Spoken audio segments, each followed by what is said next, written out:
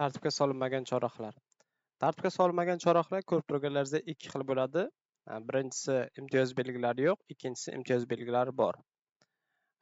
Imtiyoz belgilari yo'q chorrahalar teng ahamiyatga ega bo'lgan chorrahalar deyiladi. Agar imtiyoz belgilari bo'lsa, teng ahamiyatga bo'lmagan chorrahalar deyiladi. Teng ahamiyatga ega bo'lgan chorrahalarni bandlari bilan ko'rib chiqamiz. Ya'ni hech qanaqa imtiyoz belgilari yo'q, ya'ni hech qanaqa znaklar yo'q, boshqacha qilib aytganda. 105-bandga yuzlanamiz. 105-band aytadiki, teng ahamiyatga ega bo'lgan yo'llar kesishgan chorrahalarda, ya'ni kesishyapti, ya'ni mana ko'ryapsizlar, ikki avtomobil yo'li bilan kesishyapti. Mana shunda trayektoriyasi, ya'ni yo'li kesishayotgan joyda bu narsa kesishgan deyiladi. Kesishmagan qanaqa bo'ladi? Masalan, bu avtomobil bu yoqqa ketadigan bo'lsa, bu avtomobil bu yoqqa ketadigan bo'lsa, yo'llar kesishmayapti. Ya'ni ko'k avtomobil o'ngga ketsa, yashil avtomobil to'g'ri ketsa, yo'llar kesishmayapti. Bu rasmda esa yo'llar kesishayotgan edi. Mana ko'rib turganlaringizdek, agar bu avtomobil to'g'ri ketadigan bo'lsa, yo'llar kesishadi, chapga ketadigan bo'lsa, yo'llar kesishadi. Faqat o'ngga ketmaydigan bo'lsa, sariq avtomobil yo'llar kesishmaydi. Kesishish nuqtasi yo'llarini bilib olamiz. Ya'ni chorrahada bizada kesishsagina yo'l berishimiz kerak. Mana shu narsaga e'tibor beringlar. Chorrahada kesishsagina rels transport vositasi haydovchisi o'ngdan kelayotgan transport vositasiga yo'l berish kerak. Ya'ni o'ng tarafimizda kim bor? Masalan, sariq avtomobil o'ng qo'lda butun yo'l bo'yicha qaraymiz, hech kim yo'q. Ko'k avtomobilimizda o'ng tarafda kim bor? Sariq avtomobil bor. Ko'k avtomobil qachon yo'l bermaydi? Qachonki o'ngga ketsa. To'g'riga va chapga ketadigan bo'lsa yoki qayrilib olmoqchi bo'ladigan bo'lsa, demak yo'l berishi kerak bo'ladi. Shunda 105-band, ya'ni boshqacha tilda aytganda o'ng qo'l qoidasi deyiladi. O'ng qo'l qoidasini ishlash prinsipi faqatgina yo'llar kesishgan bo'lgan hollarda ishlaydi. Agar yo'llar kesishmasa, mana o'ngga burilib ketadigan bo'lsa yoki bu to'g'riga ketsa, bu to'g'ri ketsa ham bu demak har doim kesishar ekan. Shuning uchun bu avtomobil o'ngdan kelayotganda yo'ldan berish kerak. Faqat o'ngga burilganda yo'li kesishmas ekan. O'ng qo'l qoidasi aytmoqchi bo'lganda yo'llar kesishmasa ishlamaydi demoqchiman. Xo'p, tushunarli? Demak, ko'rib chiqdik primerlarni. Endi mana o'sha qoida ya'ni ikkala avtomobil to'g'ri ketyapti, demak yo'llar kesishadi. Demak, sariq avtomobil qizil avtomobilga yo'l berish kerak. Bunda ham xuddi shu holat, yashil avtomobil qizil avtomobilga yo'l berish kerak, yo'llar kesishsa. Endi savol, qaysi transport vositasining haydovchisi yo'l berish kerak degan savol tushgan ekan. Demak, ikkala avtomobil, bu avtomobil to'g'ri ketmoqda, bu avtomobil transport vositasi, ya'ni mototsikl chapga burilmoqda. Kimni o'ng qo'li bo'sh? Mototsiklni o'ng qo'li bo'sh, yuk avtomobili o'ng qo'li band. Shuning uchun demak yuk avtomobil bu yerda yo'l berish kerak ekan. Qaysi transport vositasi haydovchisi yo'l berish kerak? Bunda ham ko'pchilik adashadi. Mana bu tramvay yo'lini katta yo'l deb hisoblab, avtobus birinchi o'tib ketadi, mototsikl ikkinchi o'tadi deb aytishadi. Yo'q, bu katta yo'lga ahamiyat qilmaymiz. Bu katta yo'lga o'xshab ko'ringani bilan bu yerda imtiyoz belgilari yo'q. Bu teng ahamiyatli chorraha hisoblanadi. Shuning uchun bu yerda o'ng qo'l qoidasi ishlaydi, ya'ni 105-band ishlaydi. Avtobusning o'ng qo'li band bo'lgani uchun demak avtobus yo'l berish kerak bo'ladi. Hop, keyingi savol, menda qaysi transport vositasining haydovchisi birinchi navbatda harakatlanish ustunligiga ega? Aynan mana shu savolda ham teng ahamiyatga ega bo'lgan chorrahaga qo'yganman. Ko'rib turganlaringizdek, demak, sariq megashi, ya'ni sariq, ya'ni zarg'aldoq chiroq yonib turibdi. Yilt etib yonib turibdi. Demak, bu imtiyoz bermaydi. Faqat birinchi o'tishga imtiyoz bermaydi. Shuning uchun demak bu avtomobil qizil avtomobilga yo'l berish kerak ekan. Savol esa kim birinchi navbatda harakatlanadi desa, demak yengil avtomobil degan javob to'g'ri bo'ladi. Endi bu ham ko'rib turganlaringizdek katta yo'lga o'xshaydi. Mana bu mahalladan chiqadigan yo'lga o'xshaydi. Shunda birinchi ko'pchilik adashadi. Qizil avtomobil birinchi o'tkazib yuboradi. Yo'q, unaqa bo'lmaydi. Bu ham o'ng qo'l qoidasiga tushgani sababli qizil avtomobilning o'ng qo'lida mototsikl bo'lsa, demak kutadi. Mototsikl esa birinchi o'tadi. Shunda kim birinchi navbatda harakatlanish huquqiga ega desa, mototsikl degan javob to'g'ri bo'ladi. Bu yerda ham qaysi bir birinchi harakatlanish imtiyoziga ega desa, demak ko'rib turganlaringizdek, qizil avtomobil o'ng qo'li bo'sh bo'lgani uchun avtomobil haydovchisi degan javob to'g'ri bo'ladi. Bu yerda qaysi transport vositasining haydovchisi yo'l berish kerak deyapti. Demak, kimni o'ng qo'li band? Ko'k avtomobilni o'ng qo'li band bo'lgani uchun, demak, ko'k avtomobil yo'l berish kerak bunda. Xo'p, o'tish navbati qaysi javobda to'g'ri ko'rsatilgan? Mototsikl, avtobus, yengil yuk avtomobili degan javob to'g'ri bo'ladi. Endi ko'rib turganlaringizdek, avval hozir 2 ta edi, endi 3 taga bo'ldi. Bunda ham yana o'sha qoida ishlayveradi. Ya'ni sariq avtomobil qizil avtomobilga yo'l berish kerak, qizil avtomobil esa oq avtomobilga yo'l berish kerak.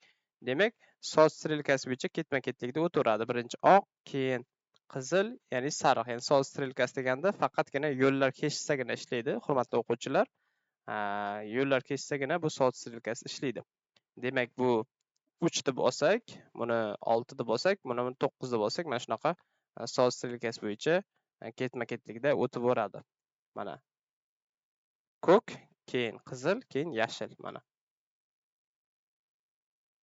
Bunda ham mana soat strelkasi bo'yicha mana ko'k, keyin qizil, keyin yashil. E'tibor beringlar, bu soat strelkasi faqatgina o'sha yo'llar kesishsagina amal qiladi. Demak, hammani yo'li kesish kerak. Masalan, bu avtomobil o'ng qo'lida hech kim yo'q bo'lgani uchun, mana butun yo'l bo'yicha qaraymiz, hech kim yo'q bo'lgani uchun, demak, birinchi o'tadi. Keyin qizil avtomobil o'ng qo'lda butun yo'l bo'yicha qarayotgan bo'lsa, ko'k avtomobil bo'lsa, qizil avtomobil ko'k avtomobilga yo'l berishga majbur bo'lgani uchun kutib turadi. Yashil avtomobil esa qizil avtomobilni yo'l berish kerak, chunki o'ng qo'li band bo'lgani uchun kutadi. Qizil, yashil bilan ko'k avtomobil bir vaqtda o'tmaydi, chunki boya aytganimdek, yashil avtomobil o'ng qo'lda, qizil bor. Shuning uchun ko'k, qizil, keyin yashil avtomobil bo'ladi. Chorrahani birinchi bo'lib, demak, ko'k avtomobil kesib o'tadi. Hop, chorrahani birinchi bo'lib kesib o'tadi. Bunda yashil avtomobil bo'ladi. Chorrahani oxirgi bo'lib kesib o'tadi. Bunda esa yashil, qizil, ko'k degan javob to'g'ri bo'ladi. Chorrahani 3-chi bo'lib kim kesib o'tadi desa, albatta ko'k avtomobil bo'ladi. Chorrahani birinchi bo'lib kesib o'tadi desa, demak, bu ham o'ng qo'l qoidasi, demak, yashil o'ng qo'li bo'sh, keyin ko'k, qizil, keyin sariq. Demak, yashil degan javob to'g'ri bo'ladi. Hop, bunda ham xuddi o'sha rasm, faqatgina boshqacha ko'rinishda. Yashil, ko'k, qizil bir vaqtda, oxirida sariq. Xuddi o'sha rasm, yana boshqacha formatda kelyapti. Yashil, ko'k, qizil, keyin sariq. Ikkinchi bo'lib kim o'tadi desa, boya aytganimdek, ko'k va qizil degan avtomobil bo'ladi. Qizil avtomobil chorrahani nechinchi kesib o'tadi desa, demak, ikkinchi bo'lib, ayni vaqtda ko'k bilan birga degan javob to'g'ri bo'ladi. Ko'k avtomobil chorrahani nechinchi bo'lib kesib o'tadi desa, e'tibor beringlar, rasm almashdi. Sariq avtomobil o'rniga, demak, ko'k, qizil, zarg'aldoq yoradigan, demak, politsiyskiy mashina paydo bo'ldi. Demak, ularni birinchi o'tkazib yuborishimiz kerak, chunki ularning imtiyozi bor. Shuning uchun bu birinchi o'tganda ko'k yashil avtomobil ham chapga burilayotganda yo'lni kesishayotgan edi. To'g'ri ketsa yo'lni kesmas edi. Shuning uchun yashil avtomobil bunga yo'l berish kerak. Demak, bu yashil avtomobil hozir ikkinchi bo'lib o'tadi. Bu birinchi, yashil avtomobil ikkinchi o'tgandan keyin to'g'ridan to'g'ri, demak, bular 3-chi bo'lib o'tadi. Ayni vaqtda, demak, qizil avtomobil bilan degan javob to'g'ri bo'ladi. Chorrahadan oxirgi bo'lib kesib o'tadi. Demak, bunda velosiped, avtobus, yengil avtomobil degan javob to'gri bo'ladi. Hop, bunda ham xuddi yo'llar kesishyapti. E'tibor beringlar, yo'llar chapga, bu hammasi chapga ketayotgan esa yo'llar kesishyapti. Demak, yashil, ko'k, keyin qizil bo'ladi. Chorrahani ikkinchi bo'lib o'tadi. Xuddi o'sha rasm, yashil, keyin ko'k, keyin qizil. Chorrahani ikkinchi bo'lib kesib o'tadi. Bunda ko'k avtomobil mana. Endi e'tibor beringlar, mana shu rasmga chalg'ituvchi savollardan yana bittasi. Yo'llar endi kesishmayapti. Hamma, masalan, ikkala avtomobil chapga burilayotganda bu o'ngga burilyapti. Boya aytganimdek, o'ngga burilganda o'ng qo'l qoidasi ishlamas edi. Ikkala avtomobil qarama-qarshi avtomobil ham yo'llar chapga bo'lgani uchun yo'llar kesishmaydi. Shuning uchun uchalasi bir vaqtda o'tadi. Bunda ham qaranglar, e'tibor beringlar, xuddi o'sha rasm, yo'llar kesishmayapti. Demak, hamma bir vaqtda o'tadi bu yerda. Endi boyagi 105-bandda qachon ishlamasligini tushuntirib o'taman. Boya aytganimdek, agar avtomobil o'ng tarafida avtomobil bo'lsa-yu, mana ko'k avtomobil, oq avtomobilni o'ng qo'lida qizil avtomobil bor, lekin yo'li kesishmayapti. Shuning uchun, demak, yo'l kesishmayapti, demak yo'l berish shart emas. Yo'l berish shart emas. Keyin shu uchun endi yo'l berish shart emas. Shu uchun birinchi navbatda bir vaqtda o'tadi. Ko'k avtomobil esa yo'l berishi kerak. Chunki yo'li kesishadi, to'g'ri ketadi, yo'li kesishadi. Demak, bir vaqtda qizil bilan oq avtomobil bir vaqtda o'tadi, keyin ikkinchi bo'lib ko'k avtomobil o'tadi. Bu yerda ham yashil avtomobil o'ng qo'lda sariq bor, lekin o'ngga burilayotgani uchun yo'l berish shart emas. Va ko'k avtomobilga ham yo'l berish shart emas, chapga burilmayapti masalan. Shu uchun masalan ko'k avtomobil bilan yashil bir vaqtda o'tadi, sariq oxirgi bo'lib o'tadi. Mana xuddi shu savol tushadi va ko'pchilik adashib qoladi. O'ng qo'l qoidasiga burib yuborishadi. Ya'ni o'ng qo'l qoidasini har doim ham ishlatverishadi. Chunki 90% ko'rib turibsizlar, bittagina savol 99% deyarli masalan o'ng qo'l qoidasi bilan ishlab keladigan bo'lsa, bittagina savol chalg'uvchi bo'ladi. Chorrahani oxirgi bo'lib kesib o'tadi desa, yashilni bosishadi. Chunki ko'k, sariq, yashil bo'ladi. Lekin yashil vaholanki o'ngga burilayotgani uchun sariqqa yo'l berish shart emas, ko'kka ham yo'l berish shart emas. Shuning uchun ko'k bilan bir vaqtda o'tadi, oxirgi bo'lib esa sariq avtomobil o'tadi bu yerda. Xo'p, ushbu vaziyatda qaysi transport vositasi haydovchisi yo'l berish kerak? Demak, kimni o'ng qo'li band bo'lsa, shu yo'l berish kerak. Demak, qizilni o'ng qo'li band bo'lsa, demak, qizil yo'l berish kerak bu yerda. Xo'p, endi bunda ham xuddi shu narsa, qaysi bir vaqtda haydashni qaysi transport vositasi yo'l berish kerak? Avtobus o'ng qo'lda avtomobil bo'lgani uchun, demak, avtobus yo'l berish kerak bunda. Xuddi o'sha savol, qaranglar. Qishloq xo'jaligi olib borilayotgan dalada yuk avtomobili va traktorning harakat trayektoriyasi kesishadi. Kim yo'l berish kerak? O'ng tomonda transport vositasi yaqinlashayotgan haydovchi yo'l berish kerak bunda ham. Xo'p, bu qoidaga tramvaylar haydovchilari ham o'zaro amal qilishi kerak. Bunday chorrahalarda va keyingi chorraha harakat yo'nalishidan qat'iy nazar tramvay relsiz transport vositalariga nisbatan oldin o'tish huquqiga ega bo'ladi. Demak, o'ngga burilyapmiz, yonimizdan bu tramvay o'ngga burilyapti, to'g'ri ketyapmiz. Demak, tramvay bilan yo'limiz kesishadi, biz tramvayga yo'l berishimiz kerak. Biz chapga burilyapmiz, tramvay to'g'ri ketyapti, demak, tramvayga yo'l berishimiz kerak ekan. Mana, qaysi transport haydovchisi yo'l berish kerak? Mana xuddi shu holat. Biz to'g'ri ketyapmiz, tramvay o'ngga burilyapti, demak, tramvayga yo'l berishimiz kerak ekan. Avtomobil yo'l berish kerak. Keyingisi, belgilangan yo'nalish bo'yicha ketayotgan avtobus haydovchisi, demak, ushbu sharoitda yo'l berish kerakmi, deyapti. Tramvay o'ngga burilyapti, avtobus to'g'ri ketyapti, demak, yo'l berish kerak. Kerak degan javob to'g'ri bo'ladi. Endi qaranglar, qachon yo'l bermaymiz? Masalan, hozir agar mana bu yerdan boshqa avtomobil bo'lganda edi, mana birinchi yashil, keyin sariq, keyin o'sha boshqa avtomobil o'tar edi. Lekin bu afsuski tramvay. Tramvayda imtiyozi bor. Agar yashil avtomobil chapga burilganda edi, yashil avtomobil birinchi o'tadi emas, tramvayni birinchi o'tkazib, keyin yashil avtomobil o'tadi, keyin sariq avtomobil o'tadi.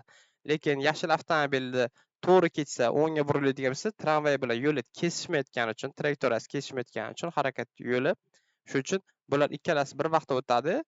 Sariq avtomobil esa ikkinchi bo'lib o'tadi. Chunki yashil avtomobilni yo'llari kesishadi. Shuning uchun tramvay va yashil avtomobil bir vaqtda va sariq avtomobil oxirida bo'ladi degan javob to'g'ri bo'ladi. Keyingisi, endi qaranglar. Bu yerda qanaqa bo'ladi? Agar tramvay yo'q bo'ladigan bo'lsa, birinchi avtobus, keyin qizil avtomobil chapga burilib ketardi. Shu uchun lekin tramvay bor bo'lgani uchun avtobus ham kutib turadi. Birinchi tramvay o'tadi katta yo'ldan, keyin avtobus, keyin oxirida yengil avtomobil buriladi. Shuning uchun tramvay, avtobus, yengil avtomobil degan javob to'g'ri. Bunda ko'rib turibsizlar, demak, mototsikl to'g'ri ketyapti, tramvay chapga burilyapti. Avtomobil esa chapga ham burilmoqchi va qayrilib ham olmoqchi bo'lishimiz mumkin. Shuning uchun qayrilib oladi degan javob to'g'ri bo'ladi. Chunki hamma savollarni qaranglar, qayrilib oldi degan javob to'g'ri. Demak, bu test savolida qayrilib oladi degan javob to'g'ri bo'ladi. Tramvayni albatta o'tkazib borish kerak, mototsiklni ham o'tkazib borish kerak, chunki mototsikl to'g'riga harakatlanyapti. Demak, tramvayni mototsiklni o'tkazib yubordi va chorrahada qayrilib oldi degan javob to'g'ri bo'ladi. Keyingisi, ikkala avtomobilni tramvay yo'li bilan kesishyapti, ko'ryapsizlarmi? Demak, kesishayotgani uchun bular yo'l berish kerak. Har ikki avtomobil haydovchisi yo'l berish kerak tramvayga. Endi qizil avtomobil chorrahani nechinchi bo'lib o'tadi? Boya aytganimizdek, demak, birinchi tramvay, keyin avtobus, keyin oxirida qizil avtomobil bo'ladi. Oxirgi bo'lib degan javob to'g'ri mana. Endi bu rasmga e'tibor beringlar. Mana shu holatda, mana bu soyasi tushib turgani uchun ko'rmaydimi yoki ko'pchilik ahamiyat bermaydimi? Kim o'tadi birinchi degan javobda xato berib qo'yishadi. Bu aslida bundan keyingi savol, lekin bu savolni o'zim taxlaganman. To'g'ri javob berishlaringiz uchun. Bunda qaranglar. Birinchi bo'lib yengil avtomobil o'tadi, keyin avtobus, to'g'rimi? O'ng qo'l qoidasi bo'yicha. To'g'ri. Birinchi yengil avtomobil, keyin avtobus. Endi qaranglar, xuddi o'sha savol, faqat tramvaylik bilan. Birinchi demak tramvay, keyin ko'k avtomobil, keyin avtobus. Ko'pchilik nima deydi? Tramvay, keyin avtobus, keyin ko'k avtomobil deydi. Shuning uchun xato qilishadi-da. O'ng qo'l qoidasini esdan chiqarishadi. Shuning uchun tramvay, yengil avtomobil, avtobus degan javob to'g'ri bo'ladi. Endi 107-bandga keldik, hurmatli o'quvchilar. 107-band hozir hamma shu ko'rganimiz 105-bandga tegishli edi. Orada 107 ga tegishli bo'lgani ham bo'ldi, lekin ularni yanada podrobniy tushuntirib o'tamiz. 107-bandni mana qaranglar. Nima deyilyapti? Chapga burilishda yoki qayrilib olishda rels transport vositasining haydovchisi teng ahamiyatli yo'ldan qarama-qarshi yo'nalishdan to'g'riga yoki o'ngga harakatlanayotgan transport vositasiga yo'l berish kerak. Bu qoidaga tramvay haydovchilari ham o'zaro amal qiladi. Mana to'g'ri ketyapti, o'ngga burilyapti. To'g'ri ketsa yoki o'ngga burilayotgan bo'lsa, biza qarama-qarshimizda, biza chapga ketmoqchi, biza qarama-qarshimizdagi to'g'riga yoki o'ngga burilayotgan bo'lsa, biza yo'l berishimiz kerak ekan. Mana qarama-qarshimizdagi chapga burilyapti, biz esa o'ngga beramiz. O'ngga burilayotgan desa, piyodani ham o'tkazib yuboramiz. Demak, birinchi piyoda, keyin oq avtomobil, keyin yashil avtomobil bo'ladi. Yana bir marta takrorlayman. Agar biz chapga burilayotgan bo'lsak, qarama-qarshimizdagi to'g'riga harakatlanayotgan bo'lsa, o'tkazamiz. O'ngga burilayotgan bo'lsa ham o'tkazamiz. Qachonki yo'llar tor bo'lsa, demak o'tkazamiz. Yo'llar keng bo'lsa, bir vaqtda burilishi ham mumkin. Shu narsani inobatga olinglar. Bunda mana yo'llar tor, shu uchun nima bo'lyapti? Avtomobil chapga burilyapti, velosipedda to'g'ri ketyapti. Demak, kim yo'l berish kerak? Albatta, avtomobil haydovchisi yo'l berish kerak. Bunda mana xuddi o'sha 107-bandga tegishli bo'lyapti. Demak, o'ng qo'l qoidasi bo'yicha birinchi velosiped, keyin avtobus, 105-band bo'yicha, 107-band bo'yicha bu demak velosipedni kutish kerak. O'ng tarafdan ham yo'l kesishayotgan bo'lsa, buni ham kutish kerak. Demak, birinchi velosiped, avtobus, keyin yengil avtomobil degan javob to'g'ri bo'ladi. Chorrahada qaysi avtomobil haydovchi yo'l berish kerak? Bunda to'g'ri javob ko'rsatilgan ekan. Birinchisi, demak, qizil avtomobil yo'l berish kerak bunda. Ko'rib turganlaringizdek, qizil avtomobil yo'l berish kerak. Keyingisi, siz chorrahadan to'g'riga o'tmoqchisiz. Ushbu vaziyatda sizning harakatingiz nima qilishimiz kerak? To'g'riga o'tmoqchimiz. Xuddi o'sha savol salgina avtomobilni ichidan ko'rsatilgan. Chorrahadan birinchi o'tamiz. Qizil avtomobil yo'l berayotgan ishonch hosil qilgan holda. Endi hurmatli o'quvchilar, mana shu narsaga e'tibor beringlar. Ko'pchilik mana shunda adashib qoladi. Hozir ko'k avtomobil yo'q deb hisoblasak, ko'k avtomobil yo'q deb hisoblasak, yo'q, kelinglar. Qizil avtomobildan boshlaymiz. Qizil avtomobil yo'q deb hisoblasak, hozir 107-bandga to'g'ri kelib qoladi. Ya'ni ko'k avtomobil chapga burilmoqchi, qarama-qarshi esa to'g'riga o'tmoqchi. Demak, kim birinchi o'tadi desak, qizil avtomobil yo'q, hisobda yo'q. Kim birinchi o'tadi desa, demak, sariq avtomobil birinchi o'tadi degan javobni berasizlar. Chunki sariq avtomobil to'g'riga harakatlanyapti, ko'k avtomobil esa chapga burilyapti. Demak, sariq avtomobil yurmaydi. Demak, bundan kelib chiqadiki, ko'k sariqdan keyin o'tarkan degan xulosaga keldik. Tushunarlar? Ko'k sariqdan keyin o'tarkan. Endi ko'k avtomobil yo'q deb hisoblaymiz. Sariq avtomobil birinchi o'tdi degan bo'ldi. Endi ko'k avtomobil yo'q deb hisoblasak, qizil va sariq qoldi. Bular o'ng qo'l qoidasi 105-bandga nisbatan sariq avtomobil qizil avtomobilga yo'l berish kerak. Demak, sariq qizildan keyin o'tarkan. Endi sariq avtomobil yo'q deb hisoblasak, qizil va ko'k qoladi. Bu ham o'ng qo'l qoidasiga nisbatan yo'llar kesishyapti. Qizil ko'kka yo'l berish kerak. Demak, qizil ko'kdan o'tish kerak, keyin o'tish kerak bo'lib qoladi. Lekin bu noto'g'ri-ku. Shu uchun hamma bir-bir yo'lga, demak, teskari zanjir bo'lib qoldik. Shu uchun bu o'rtaga keladi. Sariq avtomobil o'tkazib borish uchun, chunki buni o'ng qo'lini bo'shatmasa, qizil ham yura olmaydi-da. Bir-biriga zanjir kabi bog'lanib qoldi. Ya'ni qizil ko'kdan keyin o'tish kerak, ko'k sariqdan o'tish kerak, sariq esa qizildan keyin o'tish kerak. Shuning uchun zanjir yechish uchun ko'k avtomobil mana o'rtaga keladi. Sariq avtomobil o'tkazish uchun va qizil avtomobil o'ng qo'li bo'shagandan keyin qizil avtomobil birinchi bo'lib harakatlanadi. Chorrahadan birinchi bo'lib o'tadi. Ortidan sariq avtomobil o'tadi, chunki ikkinchi bo'lib. Keyin oxirida esa burilishni, demak, ko'k avtomobil tugallaydi. Demak, bunda chorrahada qizil birinchi o'tdi, sariq ikkinchi, ko'k demak uchinchi o'tdi. Mana o'rtaga keladi, birinchi bo'lib chiqadi chorrahaga. Ko'k avtomobil o'ng qo'lini bo'shatish uchun chiqqandan keyin ko'k avtomobil o'tadi, keyin oq avtomobil o'tadi va ortidan, demak, sariq avtomobil o'tadi. O'tish tartibini mustaqil tahlil qiladigan bo'lsak, mana yashil o'ngga burilayotgani uchun qizilga yo'l berish kerak emas. Boya esa yo'llar kesishayotgandi. Yo'l berish kerak edi, o'rtaga chiqish kerak edi. Bunda ham baribir o'rtaga chiqadi. Bu o'rtaga chiqqan payti yashil o'tib ketadi. Bu o'rtaga chiqib kutib turadi. Yashil o'tgandan keyin ko'k avtomobil, demak, birinchi bo'lib harakatlanadi. Keyin oxirida esa qizil bo'ladi. Mana xuddi o'sha savol, mana qizil choraxaga kiradi va ko'k avtomobil o'tkazish uchun to'xtaydi. Ayni vaqtda yashil avtomobil choraxani kesib o'tadi va keyin ko'k nuqta vergul, keyin qizil burilishni tugallaydi degan javob to'g'ri bo'ladi. Mana. Bunda sariq avtomobil ko'kni o'tkazib borish kerak va ko'kni o'tkazish uchun to'xtaydi va yashil o'tadi choraxadan birinchi bo'lib, keyin ko'k qizil bir vaqtda o'tadi, sariq esa oxirida burilishni tugallatadi, chapga burilishni tugallaydi. Bunda ham xuddi shu savol, qaranglar, qizil choraxaga chiqadi, ko'kni o'tkazib borish uchun to'xtaydi, keyin yashil, keyin ko'k va qizil burilishni tugallaydi. Bunda choraxadan birinchi bo'lib kesib o'tadi desa, demak yashil avtomobil degan javob to'g'ri bo'ladi.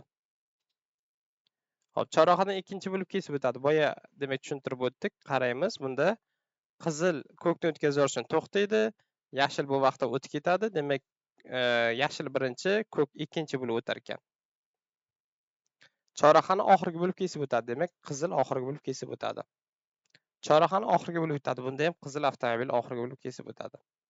Choraxani birinchi bo'lib kesib o'tadi. Demak, ko'k qizil, demak, o'rtaga chiqqan paytda ko'kni o'tkazib yuborish uchun chiqadi. Ko'k esa yashildan o'tadi. Demak, choraxani birinchi bo'lib yashil kesib o'tar ekan.